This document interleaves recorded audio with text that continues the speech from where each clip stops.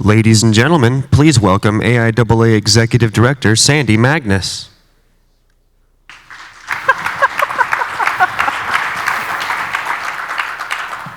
Good morning, everybody. Okay, for Friday, I'll let you go. It's all right. It's been a long week. We're all a little tired. Thank you for coming. It's been a great week, though. You know, we've had over 4,000 people here this week. I'm sure it's probably felt like that to you as you've walked around the hallways. You know, we have people coming here from industry, government, academia. Again, like I mentioned the other day, I've heard some great conversations in the hallway. I know you guys are discussing all kinds of state-of-the-art science and technology and continuing to come up with those great ideas that are going to shape the future of our profession. There were just a little recap of the week. There are 5 plenary sessions, 8 Forum 360 panels, 400 technical sessions, which includes over 2,500 paper presentations. So it was an information-dense week. And you know, if you can take away even 1% of that, I think you're doing really well. We've had numerous opportunities to network and collaborate and plan for the future. And it's just, I think, overall been a great week. For the final time, on behalf of all of us here in the room, we want to thank the Executive Steering Committee, the Foreign Organizing Committee, and of course, all of the technical chair committees. There's a huge amount of work that goes into putting on a forum, a conference like this, and thank you all very much for your efforts. I think you should give yourselves a pat on the back and one more round of applause because it was wildly successful. Also, a special shout out to Ann Zolkowski of Lockheed Martin for being our Forum 360 chair. She gave a great inspirational talk last night at the Women at SciTech event. And for those of you who had a chance to go, I'm sure you really enjoyed it. We had a chance to network with some of our up-and-coming young women and men as well who are in our industry. And again, one last thank you to our sponsors, our premier sponsor, Lockheed Martin Corp., our executive sponsor, Northrop Grumman, and of course, our other sponsors, Ariane Technologies, Airbus, Bastion Technologies, Boeing, DAR Corporation, Dunmore Corporation, Honda Aircraft, Smart UQ, Vigian, and if I mispronounce that, I apologize, XFlow, CFD Inc., and of course, our media sponsor, Aerospace America. Also, we had our second recognition luncheon yesterday, and another congratulations to all of our award winners there. We talked a little bit about the foundation this week, and I just want to say thank you to all of you who have donated so far. We've raised over $4,000 for the foundation this week. We are trying to start some STEM programs for the high school students to get them engaged in the aerospace industry a little bit younger so they know what we do and they have some awareness of the great potential career possibilities waiting for them in our industry. And so the money that we're raising for the foundation will be helpful for that, in addition to some of the undergraduate and graduate programs I mentioned earlier in the week. We had some contests this week for the foundation, and so I just want to announce some winners. The winner of the AIAA Foundation drawing is Robert L. Royer III, who's a student at Baldwin-Wallace University. He's going to receive 2 complimentary nights at the Gaylord Texan for SciTech 2017, so he'll be in attendance next year. And then Tyrone Phillips from the University of British Columbia won the Exposition Hall raffle, and he's going to receive a fully paid registration for SciTech 2017. So that's really awesome. We'll continue to have our great trend. We had over 1,300 students here this week, and I think that really shows promise for our future. So today we're here this morning to close with our final plenary session on a discussion of commercial uses of unmanned systems and how they will continue to transform aerospace in the years ahead, with their use becoming more prevalent daily. This is a really vital conversation. There are a lot of issues surrounding this. And we are very pleased to have with us today Treggon Owens, who's the founding partner and CEO of Ariel MLB LLC, and he's going to give us some insights into this topic. So Treggon, I'd like to invite you to the stage, and we're looking forward to hearing from you. Thank you. Awesome, thank you. I'm going to try something new. I'm normally a pen and paper type of guy, but I iPadded it today, so we'll see how that works. I'm Treggon Owens, and I'm really pleased to be here speaking with you. Thank you very much for the kind words. First of all, let me ask you, how many of you in the audience are pilots? Oh, not that many, actually. How many of you guys have flown a drone? That's good. That's good. And how many of you guys have flown that more than, say, 10 times this week? No? Okay, so I'm coming from the land where, we fly 50 to 100 times a week minimum. I personally fly probably over 50 times a week, and I brought my drone that fits in that little backpack on stage that I take everywhere with me. And that's kind of the reality that I'm coming from. My background, I'm a local San Diego State guy, so I got my bachelor's in physics from San Diego State, and proceeded to want to go to Mars and do a bunch of cool stuff like all you guys. And rapidly I got derailed and started working on 9/11 projects like explosive detection and bomb stuff and just generally nasty stuff, and got completely derailed from aerospace and all the wonderful things that we got into physics for. So after a lot of that, I decided just to take a right turn, and I started playing a lot more, flying a lot more, and it's become my latest mantra is bitch less, fly more. And it's working out for me. So how many people have watched TV in the last year? So quite a few, right? So you've probably seen some of our commercials. So that right turn included starting Aerial Mob, which it's unabashedly, it's Montague Owens Blizzard, but it's Mob, and our marketing is all kind of black and white, old school, mob. But we are pretty serious aerospace guys and physics guys, and we take what we do very seriously. And what we're known for is mainly making movies with drones. And so if you've seen the crazy commercial where the drones are attacking the Audi guy, that was us. If you've seen the Toyota commercial where they're out in the desert and the trucks are jumping and there's a lot of explosion, the Toyota commercial, that was us. The Mentalist, the last episode of The Mentalist included a beautiful shot that was done with drones. And the reason why it was different than any other film shot was that you were able to get kind of a Hitchcockian continuous motion with a camera, where you start off low at kind of eye level, and you establish kind of a connection to the actor, and then moved up into kind of a jib shot to show the context of where they're at. And then we flew off and showed where the bad guy was in context with the good guy, all in one continuous shot in The Mentalist. And that can't be done very easily any other way, to connect so many different elements in 3D space. And so that's what we did for the Hollywood film, is just supply a new way to creatively make movies. And it's actually been done since 1986, but you guys with the aerospace backgrounds have made everything lighter and smaller and cheaper and better. And so, all of the drone enthusiasts are benefiting from that.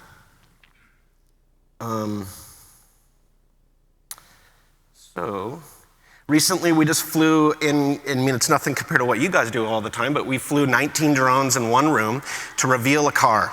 And that was an amazing challenge. If you can imagine trying to herd 19 pilots in one room to fly 19 drones in a coordinated fashion to reveal a car, it took a lot of social engineering, more than it even took aerospace engineering. So a lot of the things that we do is just deal with regulations, deal with paperwork, deal with all of the background safety that allows us to do an operation in the commercial sphere in downtown San Diego safely. Now, we have switched gears and in many ways have moved beyond just making movies. And one of the things we did last year was a military training exercise. So we went to Camp Lejeune and demonstrated a taking of a forward operating base. So we took in a drone and flew it remotely into an area and gathered a bunch of data visual and generated a 3D model in real time of the data based on photogrammetry. Then we sent another ground-based robot based on that real-time kind of aerial survey, and we sent a ground-based robot to go look for all the bombs in a field. And then based on that data, we sent in a bomb diffusion robot that went in and flailed all the explosives. And at that point, the people could come in and start taking the airbase. And at that point, the drone went back up, went into the village that was next to the airbase, and did the same thing. And we demonstrated kind of that way to robotically move forward in time. Now, I think that's the future of aerospace, and where I'm going is the collaboration between ground, air, sea, humans, just the melding of the two, and not having such different disciplines. We're all going to be coming together, and that's what's going to create the beauty with drones. I don't think that you'll see the hub and spoke model that everyone's conceptualizing out there of delivery drones, but it's going to happen, and it's going to happen quickly, and you're going to see mail trucks that are have drones coming out of them dropping off the stuff just to keep everybody moving. But it's going to be a real collaboration between ground, air, and people.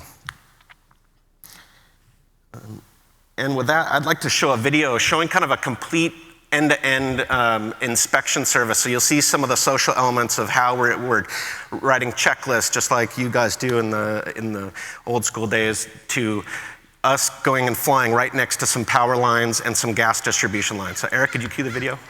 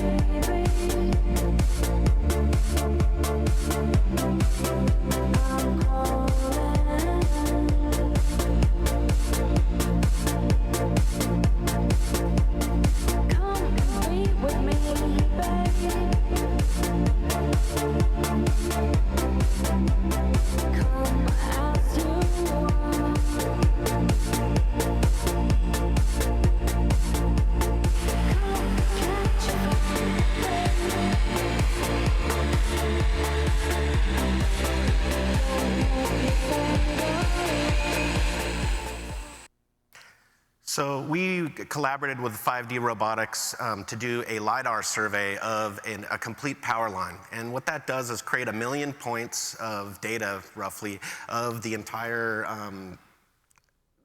substation. And so with that, many things can happen. So how close is the tree to the power line? What is the volume of that tree? If you're an estimator for Davey Tree Company that's trying to give an estimate to the entire state of California to cut every tree next to every power line, that's a huge job. And to automate that task and to understand, how close things are to other things, there's actually surveys happening in air every year where the entire state of California is being LiDAR'd. Google's imaging the entire state of California, and at least the roads, every year, and sometimes multiple times a year. And so these giant sets of data are being collected on us and our surroundings all the time. And what the drone does is allows you to collect the data closer, and so get a denser point cloud and get more intimate with your subject.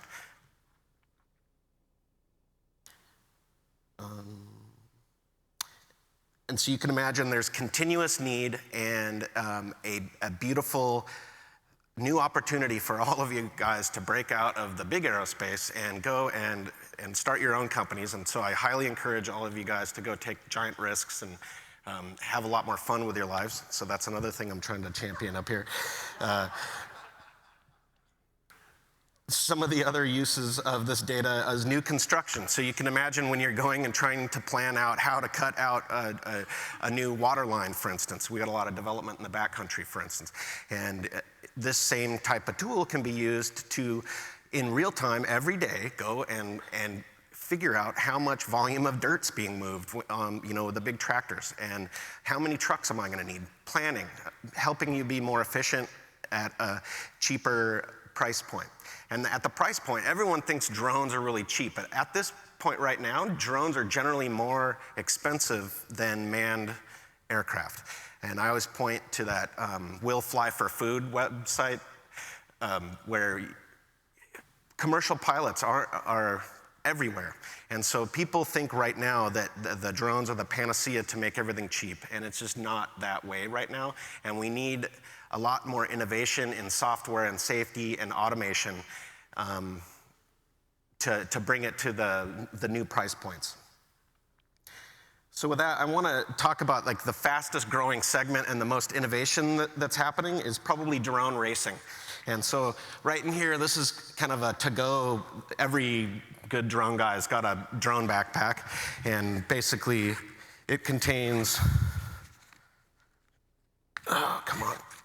your controller, your goggles. So this contains my goggles that I put on my eyes that allow me to see as if I'm a pilot flying around, and a bunch of batteries. Everyone strikes things. So there's a bunch of props right here and all the spare parts that allow me to fix it in the field. Generally a bunch of tools that allow me to fix this thing up on the side of a mountain. And then here's a little drone racer. So right now out in Las Vegas, there's 3 different drone races that are happening. Okay, so this is a hexacopter. And this does between 60 and 90 miles an hour, and it's amazingly exciting to fly around.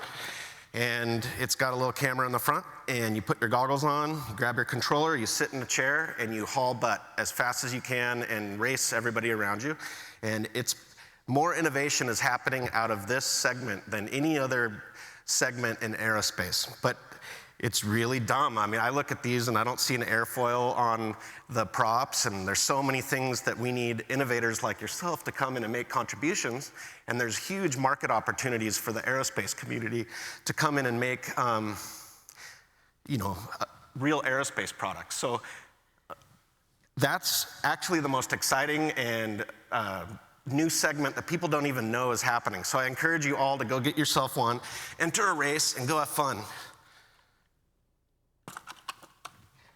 And then here is another one. So this right here is our office drone, right? So when I don't know if you can see that. So that is a complete system like that we totally enjoy messing with. So you can sit in your chair in your office, fly this out the door, go up the stairs, go plug the lady upstairs, come back down. We do this all the time just to blow off some steam. But this also represents the innovation. I mean, you imagine every single Marine Corps guy and every officer and every EPA inspector, everybody, if you're behind a fence and you need to know what's over there, you pop out your drone, go look, come back, or put sensors on this thing. These will be everywhere in the future. Now, and the one thing that Mob doesn't do is fly over people that we don't know and don't have a release from. So,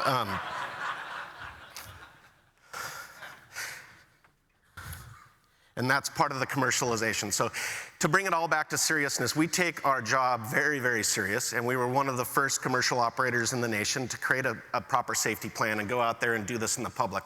And what we don't do is fly over people, and we don't fly over sporting events. We don't do things like that. Everything we do is in a closed set environment with strict safety protocols, and everybody we're flying over and involved with have signed releases and know that they're being filmed or being flown over.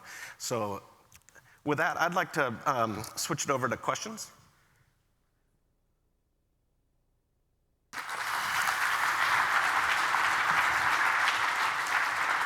So actually, as I was sitting and listening to you, and you were talking about the 19 drones unveiling Yep. the automobile, and you mentioned you had 19 pilots. And so it seems to me that maybe you're limited, and a lot of people in this room are working on sense and avoid technology. That seems to be one of the limits. So how do you, what drives you to, right now, deciding whether you're going to have an automatic pre-programmed flight or a human-in-the-loop flight? Is it a technology limit, a job limit, a logistics limit? What?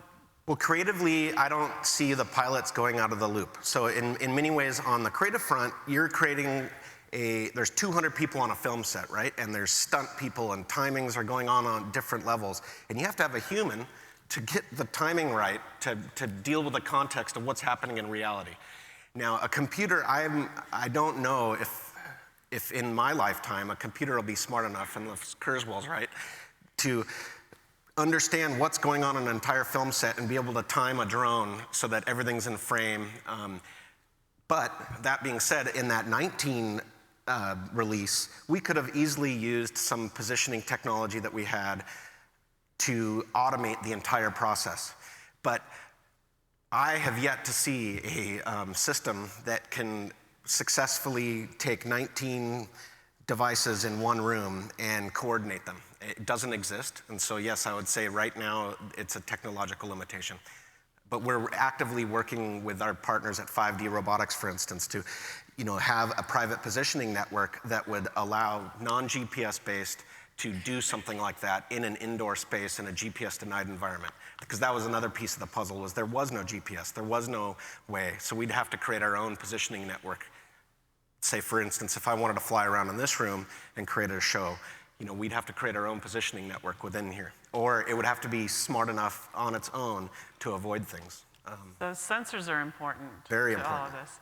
And what about the experience that you have through the glasses? I'll get to these in a minute if you guys don't mind. What about the experience through the glasses? Is that still a primitive experience and some in situ VR technology capabilities? Well, it's low latency, it's zero frame loss, so you're seeing the real time. It's the most safe way that I know how to fly an aircraft. It's discouraged by the government, but it's actually the perception that you get from being in there with a wide angle camera is much like myself in the pilot seat of a real aircraft.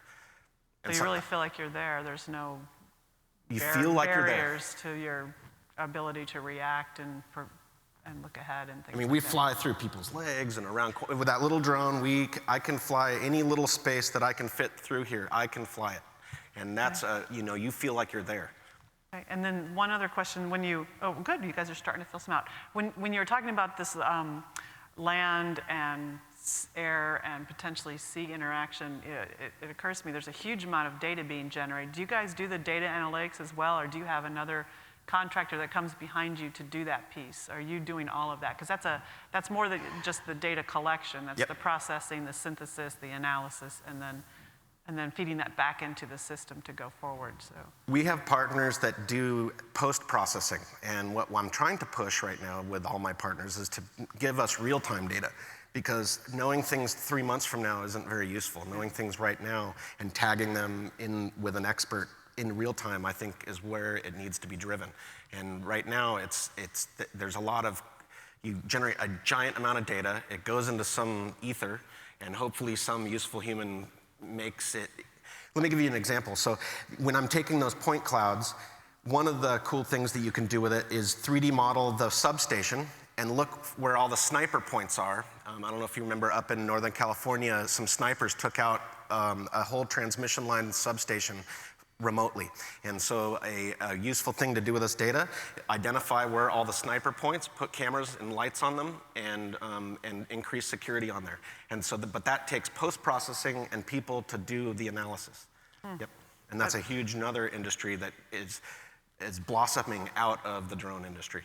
So just managing the data and doing something useful with it. Just managing the data. Yeah. Yep. Okay, some questions from the crowd. Being a large player in UAV technology, how much does your company collaborate with the FAA regarding regulations on UAVs? Have you guys engaged in that? Yes, we flew in front of Congress. We were the first 333 to be granted, and we wrote all those original documents and the safety protocol for on-set safety.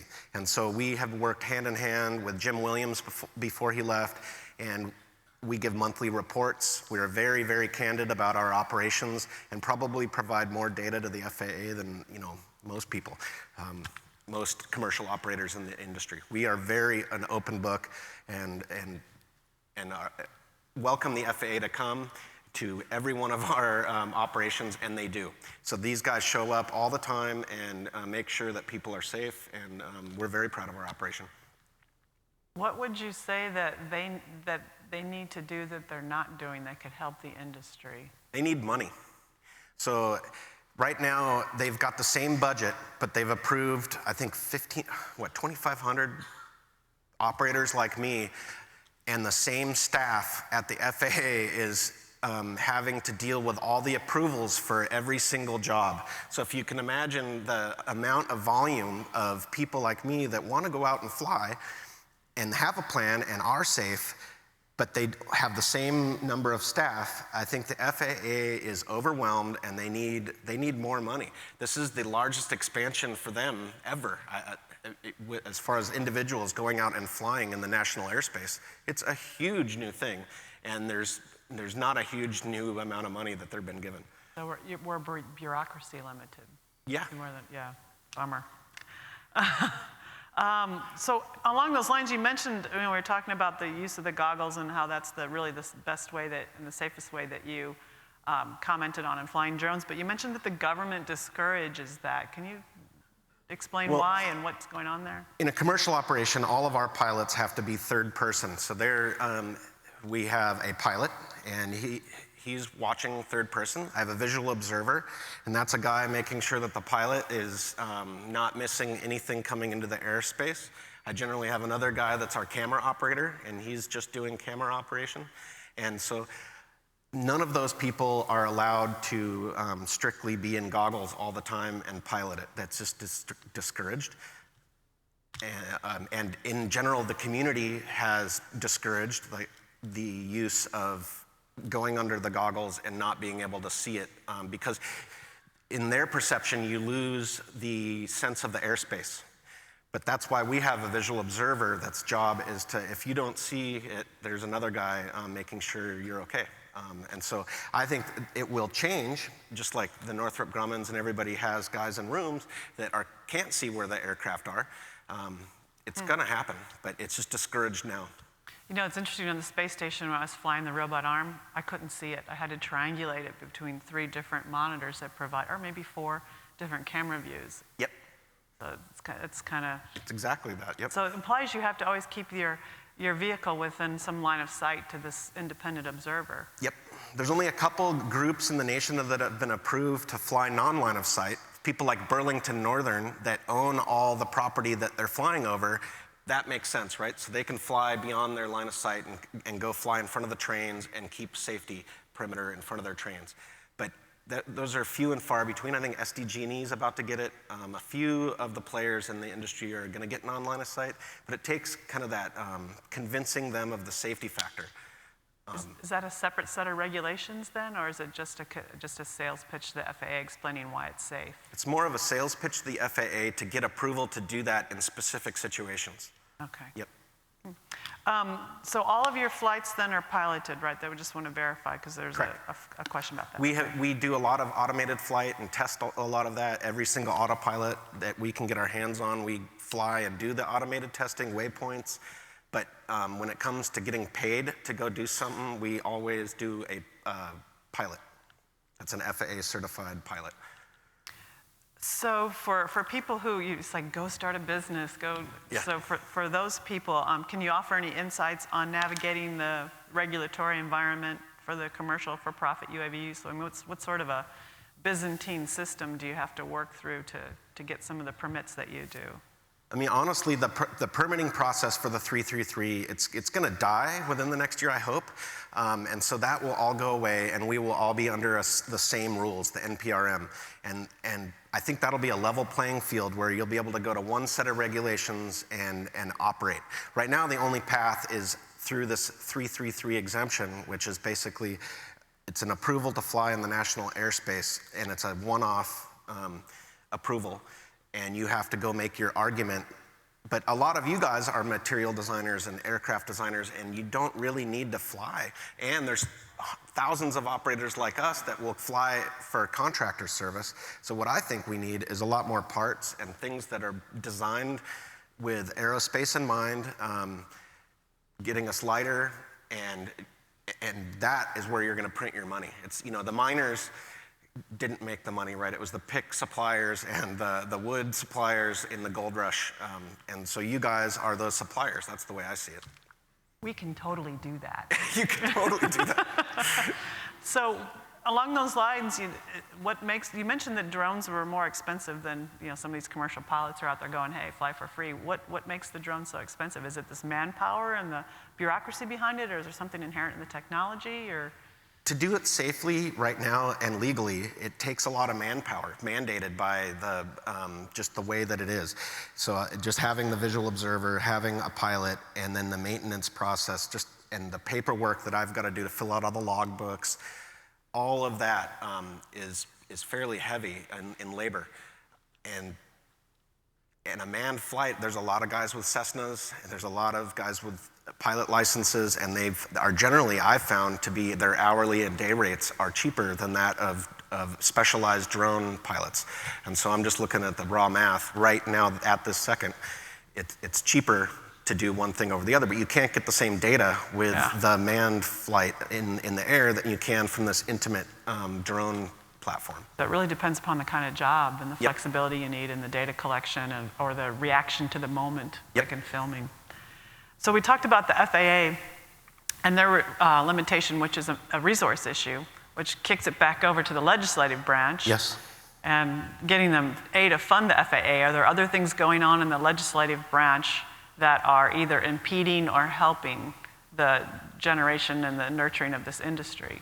I think it's the perception. So we were flying out at my partner Steve's house and on private property and doing a LiDAR test because he's got a really beautiful riparian habitat. And out of nowhere, I hear a bunch of curse words and keep that drone over your property. And just the negative, you don't understand until you go out into the public, the negative perception on drones and how much people hate it and hate the fact that cops might be spying in their windows and that, all these things, that this, the perception of the public, that is a huge barrier for us, is getting approval of all the individual landowners to go fly over the place when, we're actually trying to benefit them. Like, for instance, if you're doing a vegetation study, I'm trying to make it cheaper to cut the trees and to make it safer so we don't end up with fires in our backcountry. That's the bottom line.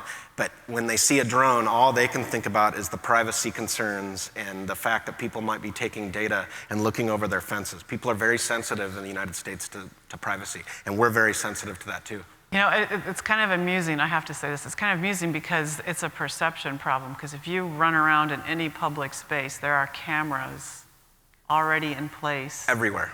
Filming you. I mean, if you recall when they had the Boston Marathon bombing, how do you think they found those people so fast? Because there were cameras that they mined for video. So it really is a perception issue. So I'm going to read this question verbatim because it's cute. Do the systems have any anti-collision features, or should we all be wearing hats with mosquito netting hanging from the brim? That's funny. I love that question. Right now, the collision avoidance is right here, right? And then the other collision avoidance is my insurance policy. So the last thing that I want is to make a claim on my insurance. And that's really the gating mechanism is, as a commercial operator, I'm operating different than the Joe Schmo who could care less, quite frankly, and does not have an insurance policy. So I would say that the commercial operators are gonna not hit you in the head, and you don't need your mosquito hat, because we all have to be insured, and our insurance companies really, really pay attention. So when you're up talking to the FAA, or when we're trying to talk to Congress and explain to them why this is a good industry, we need to figure out, I guess, how to differentiate the commercial, responsible, business-minded people and the random hobbyists. Yes. And what's a good strategy for doing that? Because up there it's like drone. It's all one kind of busy soup. So do you have any suggestions for how that can, are you guys, I'm sure you guys are working on that. Well, honestly, it's providing venues for people to do it safely. In that, right now, it's sort of like skateboarding was, where everyone, no skateboarding here in San Diego, you weren't allowed to do it anywhere. And so it became kind of an underground movement, which has a negative perception associated with it. And so by driving everything underground, they've made it worse. We need more venues. We need more racing. The racing is the best thing that's happened to drones, because it provides all these people that want to do 90 miles an hour in a small little space and have fun. It provides them a venue to go do that and train. And honestly, these are the people that will be the future of the drone piloting. These are the better pilots than anybody. And so it's the venue providing a place for them to do it. They're going to do it. It's going to happen. And if they don't do it here, if you deny me here, I'm taking all my money to Chile or wherever and build a drone operation there, because by discouraging it and not providing venues for people, all you're doing is driving it underground and overseas. And I'll give you one more example. So we fined Raphael Perker, the famous Perker case by the FAA. And what the result of that was that he moved out of Europe and took all of his tax revenue back into Hong Kong, and it made him insanely famous. And he's pretty much printing money in Hong Kong because of the fame that the $10,000 fine from the FAA gave him when he was flying around the University of Virginia. And so the best thing you could do to people is to find them and to go for it, because all it does is it creates the infamy and the fame to make more money. And so that is not an endorsement to go do something bad in order to have a get-rich scheme. But you need venues. You need a place for people to do this. It's not going to go away. So channeling the hobbyists in a direction that's has more rules and healthy, and again, making the distinction between what a hobbyist wants to do and what a professional company wants to do. And a lot of guys are calling themselves hobbyists, but really have a little side business or sense and avoid tech that they're trying to test in their garage. And so they'll go out and go fly and try to get some footage of fires just to have the footage, because how else are you going to get it? Yeah. So the FAA test sites really have become kind of an albatross in that they don't do anything for anybody. What are they doing, right? They're not a venue that I would ever go and test my devices in. I'd like to, but it's prohibitively expensive and not kind of an environment that's similar to what I'm going to go operate in. And so they're not an accurate test center to what I need to operate in. And so where do you go? You go out into the public and piss off the public. That's what happens. And so there needs to be a different venue to do all this and to push the technology forward. What kind of venue would you recommend? Well, for instance, it would be very nice if there was a free or FAA-sponsored test sites throughout the nation that were more like the cluttered environment that's actually going to be, the city, right? And so when you do disaster preparedness drills, there's these different sites around the nation that are fake disasters, and the first responders go in and they practice in actual environments. When you were an astronaut, you tried to practice in environments that were similar to what you're going to be seeing in space. We need those things now, and venues where it's okay to go out and try. For Amazon to go out and try to fly around the city and use your sense and avoid technologies in a legal framework. I mean, we need a venue for that to happen. It's interesting. There was a town in Colorado that contracted themselves to a beer company for a series of commercials. Maybe this is something. Yeah. Yep. Somebody will embrace it, and those people will have a lot of people coming into their community to test. Huh. A little bit of a different twist here. You brought a couple of, I think a hexacopter and a little mini quad. A little quad. So what about fixed wing drones? Are they just passé, or is there a future for them? Everyone seems to be playing with the copters, so. Well, a copter can basically take off and land vertically.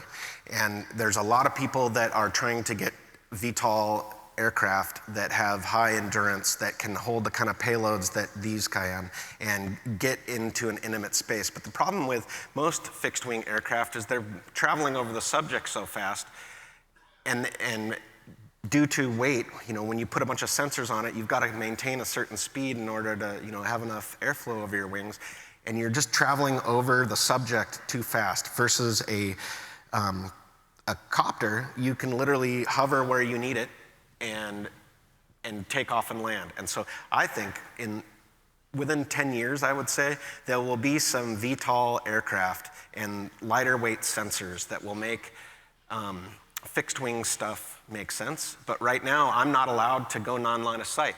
And so I don't know when the last time you guys flew RC, you're basically flying in circles to keep it within line of sight. And so it's a regulatory thing there too, where unless you're Lockheed Martin, Boeing, or somebody that can go and fly the big ones, you can't fly line of sight. And even them are under restrictions and are generally being followed by a Cessna. So you've got, you know. What's the point at that point? What's the point? Yeah. So right now the missions are all targeted toward the small copters. The technology is all targeted towards the copters. The regulations all targeted towards the copters. So yep. Copters. Yep. So you know, this is another cute one. So when will I be able to get my first Amazon Prime air drone delivery? And this goes back to some of the discussion we've been having. So what's their biggest barrier? Is it a place to test? Right now, go to New Zealand or anywhere else that has their act together and order it up. McDonald's in, I think, New Zealand also, you can go get your drone delivery. So if you could do it today if you want. I've personally delivered a burrito to one of our county supervisors. It's possible and it can happen now, and the only barrier is really regulatory. So the actual delivery, you just kind of bring it and you set it on a table and let it go? And these guys are, there's one group that's lowering it down to a fixed place from a rope and then releasing it. There's ones that land. You're not allowed to drop anything from a drone. And it's probably a good safety tip. Yeah, it's just not encouraged. So you have to land, or you can't just drop things. Well, clearly there's a mass limit on this and a size limit. Yes. On some of that, okay. All right, so maybe sometime in the near future, but it sounds like their problem here in the States is more regulatory, going back to some of the things that we talked about before. I think there'll be a paradigm shift quickly. Once some other country figures it out and has the infrastructure all worked out, we'll have to fall in line. It's a shame that it's a reactive solution instead of a proactive solution. Absolutely. Yeah, that's a shame. So what is your philosophy, or what are your thoughts on how we can manage the general public's tendency to use drones inappropriately? So you have a few bad actors out there flying around airports, or coming onto the White House lawn, or flying into someone's window to get a peek. So these are giving, this feeds the perception that drones are bad and there's no good to be found. So do you have any suggestions on how we can manage that, or how we can start to change that perception? I think it's already happening in that there's lots of fines, and people are actually getting busted, going to jail. It's happening, but there's been, 1,000 times more turtle strikes than drone strikes in the last 10 years. And so turtles are a much bigger issue than drones in the national airspace when it comes right down to the statistics of it. It's just stupid. The whole thing of people flying next to aircraft is a teeny little problem in the grand scheme of things, and I think we need to just grow up and realize that there's just been too much reaction to this. And the actual problem, yes, it is stupid. There's guys all the time that go up to 2,000 feet, but that's going to diminish as the technology allows the people to identify it. So we're all now, like, I'm FA3 EYE RXRL is my FAA number that I just registered. Every single person will have to put that on every drone that they fly. A bad actor is just simply not. Will never, and if they want to do something bad and stupid, they just won't put the number. And so the solution is just, I comply, but it doesn't make a lot of sense because it doesn't change any bad actors. Yeah. And so I don't know how you can prevent anybody from doing something if you were smart enough. But I think the problem's been blown out of proportion because turtles are way more problem than drones. Message to the FAA, we have a turtle problem.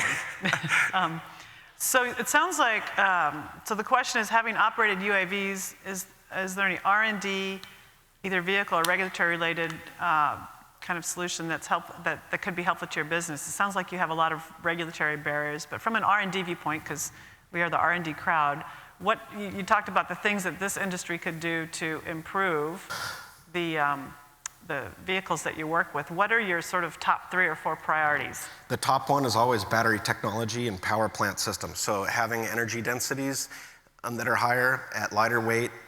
That's crucial. Hybrid electric systems are going to be crucial in the future. So guys like ES Aero and some of the other guys that I know are on the forefront of kind of the electric hybrid technology, the Prius of the world.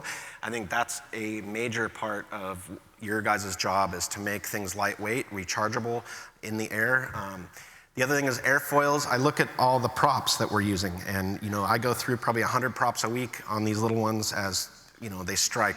And that's a lot of money that you guys could be earned, and they suck. There's no airfoil on them. Every one of them is just not thought out. They're just some guy in SolidWorks made a mold, sent it off to China, and it works, and you can iteratively design, but there's nobody actually with aerospace knowledge coming out with new prop techniques, for instance, or collective pitch. In these multi-rotors, the only way that we're going to really be able to fly through doors and get the acrobatics is collective pitch multi-rotors. All that needs to be figured out, and the whole mechanical design of running all those collective pitches through a tiny little motor, perfect for all your guys' brains. Those would be the top three: is the hybrid electric battery system, and the propulsion, the actual prop, and motors. I mean, all we're doing is brushless motors. The efficiency and lightweight, copper is copper. That hasn't changed in a long time, and so that's been, when I use a brushless motor, there's not a lot of wiggle room right there. So I need those to be lighter. We just need lighter weight materials for propulsion. As you go lighter, do you have more restrictions on when you can fly due to weather conditions, winds and things like this? Is that going to be a problem? Is there like a sweet spot you have to hit to be able to maintain, crosswind and weather? Well, every single aircraft that we generate and design, we create curves for. And so they've got wind curves, weight curves, density altitude curves, and they're all custom because nobody's done these. It's not like they're making thousands of these. So everything is, I don't know if I'm answering your question properly, but it's very data driven, and everyone's unique. And I forgot your question. Well, for example, as you make your vehicle more lightweight, are you limited to 20 mile per hour gusts or 25? Do you have wind? Do you have weather conditions as you go lighter and lighter? Is that more and more of a It's problem? honestly, as fast as you can fly, you can overcome wind. Yeah. And so it depends upon how the technologies develop together. Yep. But we have limits, and it's generally, if I'm in a 40 mile an hour wind, can I get home? Yeah. With my performance envelope, and that, those are the. Okay. Okay. So, switching a little bit, who could be your biggest customer and end user? You're doing a lot, I guess, with the movie business or the commercial business, the media business. Is that, you anticipate continuing to be your biggest customer, or do you anticipate other avenues, or is that not something you That's can just talk our about? sexiest customer. I mean, honestly, the biggest guys are going to be delivery. The biggest guys are going to be inspection. The fact that you've got to inspect every inch of the state will be inspected in the future, and so that's a lot of work for a lot of drones. And so I think inspection is probably the biggest growth market in the whole world, is just simply monitoring. And if you can imagine security, that's going to be another huge, in the indoor security market for drones, of little micro, to just put a camera on a target that you got something happened. I want to know what's over there. And I don't have to send a human that would lag to get there. I can send a drone, get eyes on target. Oh, a box just fell off. That's what set off the motion sensor. We don't really need to worry about that. We'll have the guy come in there and fix it in the morning with a forklift, versus, oh, there's somebody creeping around in our warehouse. Respond. Things like that are a huge opportunity. There you go, lots of opportunity out there, guys. Back to the previous question a little bit. A related question is, how important is stabilization technology? In these different weather environments. Is that an issue? How does that affect resolution? What's the trade-off there, and what sort of technology advances might you need with respect to stabilization in order to bring your cameras up to higher resolution? Well, stabilization is paramount to our job. So we start at the props, move to the motors, get all the vibrations down through the whole aircraft. Then we created a vibration stage. All that is to isolate the aircraft from the actual motion stabilization. Now, the biggest player is Movi right now, but there's some big Synedrone and some of the bigger players that are making giant motion stabilization stages, but they don't fit on aircraft that are less than 55 pounds. And so we are limited in scope right now to 55-pound aircraft. And so the motion stabilizers for cameras right now are wonderful. And in that weight class, there's some really good players. And so, but I also think that there's huge opportunities there because they have weird things like roll drift, or the magnetic fields of the Earth affect it. And so you'll have to tweak on it constantly. And so there is definite opportunity for improvement, but it's come very far. And the biggest player is a company called FreeFly, and they're just dominating the market. And if you remember from the 70s, the motion stabilizers that everyone used, well, now they're just the same technology that came from stabilizing drones is now being used in a handheld form, and you'll see these guys running around with those motion stabilizers. And so that's trickled out of the drones back into the rest of the world. So that sounds like another opportunity for our community. It is. Actually, to make that a little more lightweight and Yep. easier to use. So you mentioned several times, hey guys, go take a risk and invest in this and start your own company. So how would one do that? Where do you purchase them? Where can you learn to fly? Where do you go to get the regulations, probably the FAA, and the cost someone could expect? Can you just kind of give a big picture? If you're interested in starting a business here, do X. Okay. So if you're going to be a manufacturer of parts, there's really no barrier to entry. It's as quickly as possible, come up with a design, get to China, and get it done cheaper. That is the model of the world right now. When it comes to actually being a service company, that is more complicated and requires, investing probably $5,000 in legal fees to get approval to fly. It involves, depending on the scale of aircraft that you get, somewhere between 10 and 120,000 in initial investment to get your initial stuff to go be useful. But then backtracking, you have to like it. And so I always tell people to go get the cheapest thing you could possibly do and fly it as much as possible and see if you actually like it at all, and make sure that you're good at it. But there's a lot of guys coming out of Afghanistan. There's a lot of pilots that you can hire as contractors and give jobs to that are a tremendous opportunity for them and you. So you don't actually have to be the pilot yourself. There's lots of people that will come and be, including me, will come and do it for you as a contractor. And so I think the barrier to entry is really low. It's mainly the ideas and having a novel idea that we're in need of.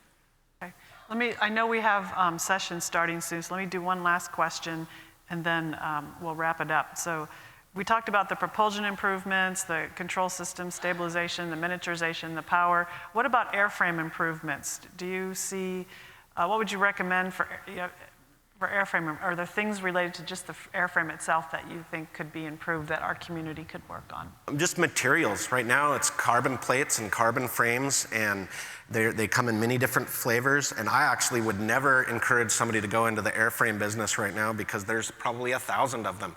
There's just flavors of them all around, but the materials are kind of mono, and the methods of development are all the same. And so I think that there needs to be improvements in the methods of the way that the stuff is being deployed, but I would never encourage anybody in this room to go and be a frame maker just because there's too many. Well, thank you very much. This was extremely interesting, and I know I learned a lot, and I think everybody enjoyed it. Thank you. And enjoy your technical sessions this morning, everyone.